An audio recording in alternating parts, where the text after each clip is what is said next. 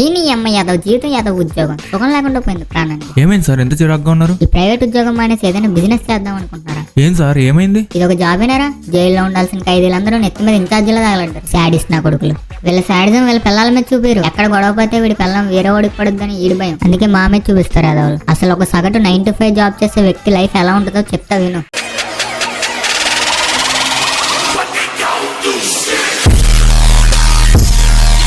ఈ ప్రైవేట్ ఉద్యోగం చేయడం అంత దరిద్రం ఇంకోటి లేదురా బాబు. మరి మీరెందుకు జాయిన్ అయ్యారు సార్? ఎందుకా?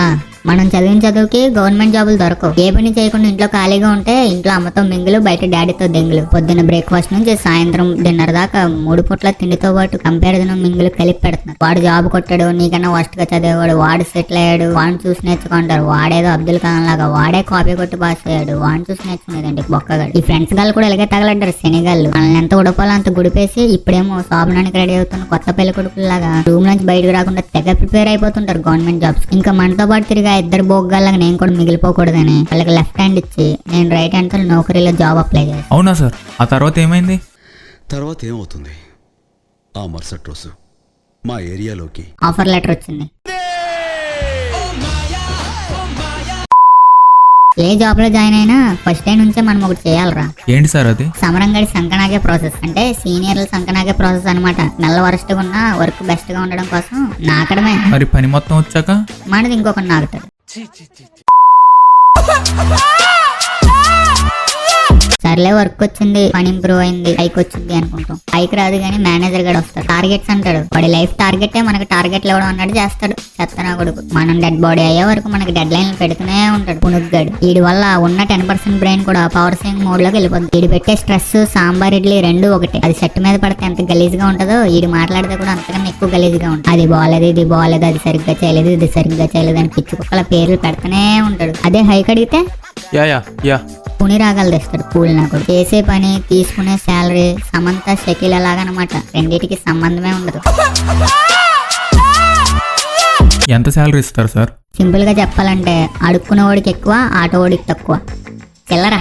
మొన్న పండగకి ఇంటికి వెళ్తే ఒకడు వచ్చి బాబు జాబ్ వచ్చిందంట కదా, శాలరీ ఎంత ఇస్తున్నారని అడిగాడు. నేను మీకు తెలుసా అని అడిగా. లేదన్నాడు. పోనీ మీరు నాకు తెలుసా అని అడిగా.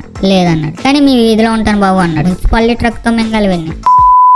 సర్లే మన ఈదిలో వాడే కదా అని ఓ 15,000 నుంచి 30,000 దాకా వస్తుందండి అంటే ఆడు 32 బళ్ళు బయట పెట్టి ఎడ్నా కొడుకులా నవ్వి మా బాబుకి 50,000 వస్తుంది అన్నాడు. ఆడు చెప్పినప్పటి నుంచి ఇంటికి వచ్చానన్న సంతోషం కన్నా ముక్కు ముఖం తెలియని వాడు కొడుకు నాకన్నా ఎక్కువ సంపాదిస్తున్నాడు అన్న బాధే ఎక్కువైంది. అయ్యో సార్ పర్లేదు ఊరుకోండి. What do you think is the average salary of an Indian man? Average salary was around 10 to 12 lakhs. ఒరే ఆడికి బ్రెయిన్ గానీ దొబ్బిందా? ఏం మాట్లాడుతున్నాడు రాడు? 50 to 80,000. 50,000? అమ్మా ఆయన అడిగింది యావరేజ్ శాలరీ, ఇయర్లీ శాలరీ కాదు. Maybe 30,000 per month. 20,000. ఇది రియలైజేషన్. అంతకన్నా ఎక్కువ వస్తే ఆ ముఖం తెలియని నడ్డి ఆ రోజు ఎరగొట్టేవాడిని. అబ్బా వాడిని పట్టించుకోకండి సార్. బాబు వివేక్, చెప్పండి సార్. ఇవాళ నువ్వు ఎక్స్ట్రా టైం చేయాలమ్మా. సార్ డైలీ నేను చేసేది అదే కదా సార్. టైంకి ఎప్పుడు వెళ్ళనిచ్చారు సార్ నన్ను?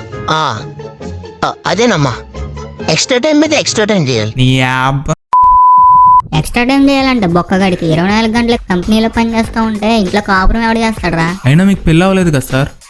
అదే అయిన వాళ్ళ గురించి చెప్తున్నా. అయినా సింగిల్ గా ఉంటే కంపెనీలో పడి సావాలని రూల్ ఏమైనా ఉందా? ఇప్పటికీ వీడు చేయించే ఎక్స్ట్రా టైం వల్ల హాఫ్ తాగితే గానీ స్ట్రెస్ ఇంటికి వదిలేట్లేదు. ఇప్పుడు ఎక్స్ట్రా టైం మీద ఎక్స్ట్రా టైం అంటే ఫుల్ బాటిల్ లేపాల్సి వస్తుంది. తర్వాత నలుగురు కలిసి నా పాడు లేపుతారు. సరే మరి ఇంత టార్చర్ పడుతూ ఎందుకు సార్ జాబ్ చేయడం? అవసరం రా డబ్బు. మనీ నో మనీ ఉన్నది ప్యాన్ ఒకటేరా, దాన్ని కూడా తీసుకొచ్చి చావండి. మా అవసరం అసమర్థతో వాళ్ళకి వెనిల్లా చాక్లెట్ ఐస్ క్రీమ్ లాంటివి నాకు వదులుతున్నారు దరిద్రులు. కనీసం ఆ శాలరీలన్నా సంవత్సరానికి ఒకసారి పెంచి తగలడండి. ఎప్పుడో హుదూద్ తుఫాన్ వచ్చినప్పుడు పెంచారు, మళ్ళీ ఎప్పుడు రా పెంచేది? నా దినానికా? సార్ ఎక్కడికి సార్ వెళ్తున్నారు? జాబ్కి రా. మానేస్తా అన్నారు. జరుగుద్ది అవన్నీ నమ్మే ఉంటే నీ ఫేస్ లాగే నువ్వు ఏదో కన్నాలేసుకు బతకాల్సి వస్తుందిరా. కోపంలో 100 అంటాం, మళ్ళీ వెళ్ళి వాడి సంఖ్య నాగుతాం. That is the life of private employee. So ఇది గైస్ ఇవాళ వీడియో. ఈ వీడియో మీకు నచ్చినట్టయితే సబ్స్క్రైబ్ చేసుకుని సపోర్ట్ చేయండి. నెక్స్ట్ వీడియోలో మళ్ళీ కలుద్దాం.